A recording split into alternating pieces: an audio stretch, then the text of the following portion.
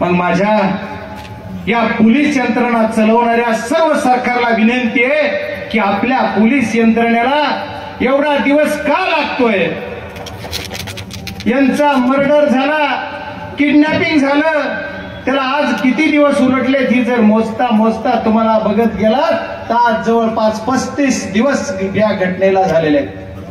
35 दिवसामध्ये सुद्धा जे प्राथमिक दृष्ट्या तुम्ही ज्यांच्यावर गुन्हा दाखल केला असे 7 आरोपी आहेत, 7 मधला एक सुद्धा फरारी आहे.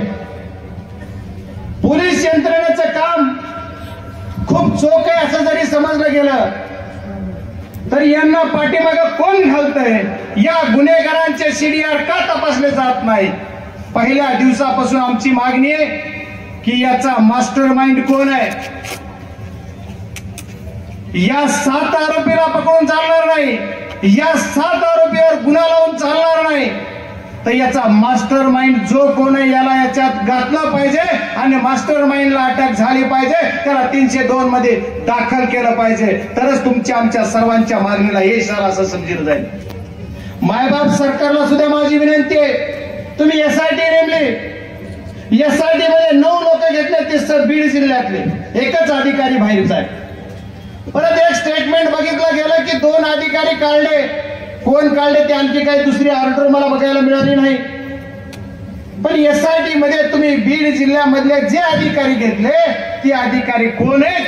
तर या खंडणीखोर जो आरोपी मध्ये बसलाय त्यानं ज्या पदावर बसले त्याच्यावरच्या नेत्याच्या साह्यानं ते पदावर बसवलेले हे अधिकारी आहेत. गळ्यात हात टाकतेत, डान्स करतेत, असले अधिकारी यांची चौकशी काय करणार? तर आमचं म्हणणं आहे की या अधिकाऱ्याला त्याच्यातून बाहेर काढा, न्यायालयीन चौकशी केली जाईल. म्हणलात न्यायालयीन चौकशीचं काय? आणखी न्यायालयीन चौकशी काल कुणीतरी एक स्टेटमेंट केलं मुख्यमंत्र्यांनी का उपमुख्यमंत्र्यांनी की तिन्ही चौकशा चालू आहेत. माझ्या बघण्यात, माझ्या ऐकण्यात तरी 2च आहेत. न्यायालयीन चौकशी कुठे आहे?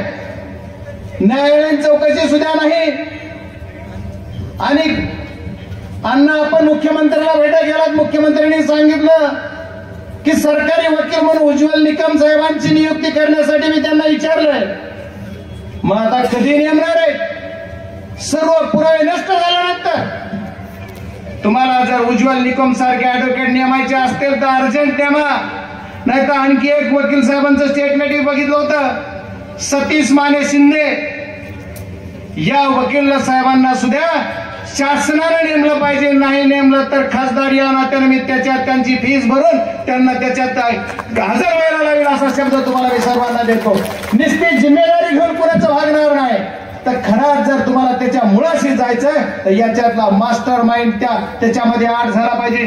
आजच आता आपल्या धाराशिव मध्ये येताना मला कळलं की मोका लावला, तुम्ही मोका लावला, चांगलं केलं, पण मोका लावून जो कुणी मुख्य आहे त्याला बाजूला सारायचंय आणि आमचं लक्ष त्याच्यावर मोक्यावर केंद्रित करायचंय असं जर कुणी सरकार मायबापाकडून करत असेल तर ती चुकीचं आहे असं मला वाटतंय. त्याच्यामुळे या मोक्यामध्ये सुद्धा जो मास्टर माइंड नावाचा खंडणीखोर बसलेला आहे जेलमध्ये त्याला त्याच्यात घेतला पाहिजे. त्याचे सीडीआर तुमच्याकडे आहेत. पोलीस यंत्रणा सुद्धा, मायबाप पोलीस यंत्रणा माझी विनंती आहे, पहिल्या क्षणाला 2 आरोपी पकडले गेले, त्या 2 आरोपींनी तुम्ही मोबाईल त्याच्याजवळ सापडले. तुम्ही त्या 2 आरोपीचे मोबाईल कधी कुठे मीडियाला सांगितले नाहीत. त्याच्यात काय म्हणलं गेलं? एके दिवशी मीडियाला बातमी आली की हा अमुक अमुक माणसाला, एका नेत्याला, वरिष्ठाला फोन गेले. त्याचे जर व्हॉइस सॅम्पल तुम्हाला तपासण्यासाठी 34 दिवस लागत असले तर किती फास्ट यंत्रणा म्हणलं पाहिजे. आम्ही जन आक्रोश मोर्चा काढतोय, एवढ्या ताकदीने सरकारच्या या यंत्रणेच्या विरुद्ध रोष व्यक्त करतोय, तरी सुद्धा आमच्याकडे आम्हाला बेदखल करण्याचं काम जरी सरकार करत असाल तर शेवटच्या क्षणापर्यंत आम्ही गप्प बसणार नाही. मला चिठ्ठी देण्यापेक्षा मी 2च मिनिटं संपविणार आहे. अण्णा काय ऐका ना जरा, काय अडचण येत नाही, जरा ऐका. कारण सरकार तुमचं आहे, सरकार आमचं आहे हा विषय नाही, कोण्या जातीपातीचा विषय नाही, कुठल्या पक्षाचा विषय नाही, हा जनमानसाचा सर्वांचा प्रश्न मिटलेला आहे आणि सर्वांचा प्रश्न मिटवण्यासाठी आपल्याला सर्वांना ताकदीने उभा राहायचं आहे. कारण याची कारण असं आहे की या सर्व गोष्टी करत असताना तुम्ही आम्ही जर ताकदीनं शेवटच्या क्षणापर्यंत उभारलो तरच न्याय मिळणार आहे. याचं कारण असं आहे की या सर्व गोष्टी करताना या खंडणीखोरावर मागच्या काळातच गुन्हा दाखल झाला. कारण मला हा जिल्हा धाराशिव जिल्हा आम्हाला खेटून आहे आणि माझ्या जिल्ह्याची बॉर्डर तुमच्यापर्यंत आहे. या आमच्या गुन्ह्याचं लोन तुमच्या जिल्ह्यात पण आहे, म्हणून मला काही सर्व विस्तृत सांगावं लागतंय.